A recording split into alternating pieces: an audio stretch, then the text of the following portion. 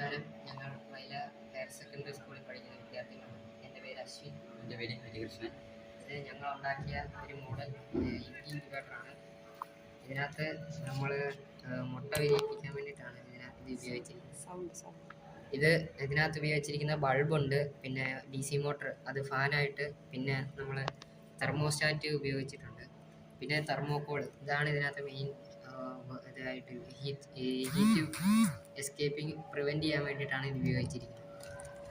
പിന്നെ നമ്മൾ ഒരു 12 വാട്ടിൻ്റെ അഡാപ്റ്ററാണ് ഇതിന് എടുത്തിരിക്കുന്നത്.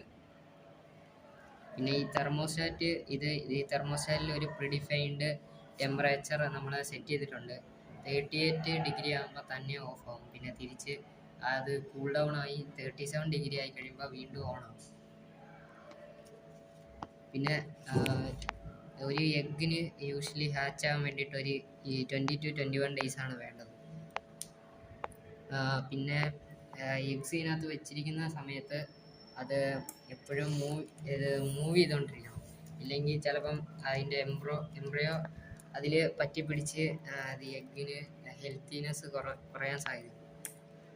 പിന്നെ നമ്മൾ ഒരു കപ്പ് വെള്ളം കൂടെ വെച്ച് കഴിഞ്ഞാൽ നമുക്ക് ഇതിനകത്തുള്ള ഹ്യൂമിഡിറ്റി കൺട്രോൾ ചെയ്യാനും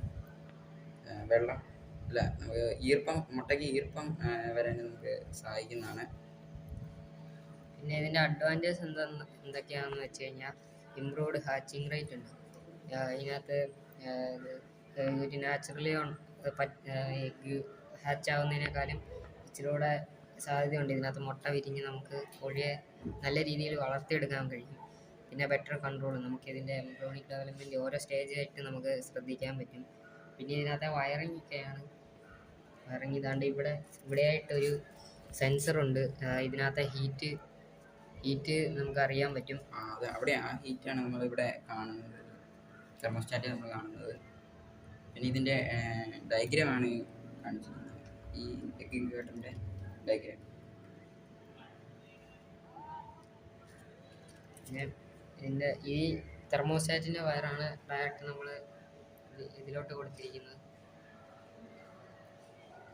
ബൾബിന് നമ്മൾ വേറെ എവിടെ നിന്ന് കണക്ഷൻ എടുത്തിരിക്കുകയാണ്. അത് നമ്മൾ നേരെ തെർമോസ്റ്റാറ്റിലേക്ക് കൊടുത്തേക്കുവാണ്. പിന്നെ ഇനി 38 ഡിഗ്രി ആകുമ്പോൾ തന്നെ ഓഫ് ആവും. 32,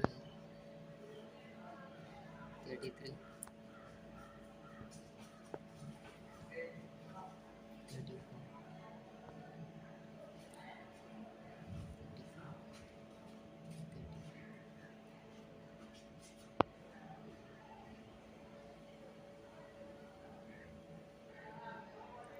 38 ആയപ്പം ഓഫായി. ഇനി അത് കൂൾ ഡൗൺ ആയി 37 ആകുമ്പോഴത്തേനും അത് വീണ്ടും തിരിച്ച് ഓണാവും.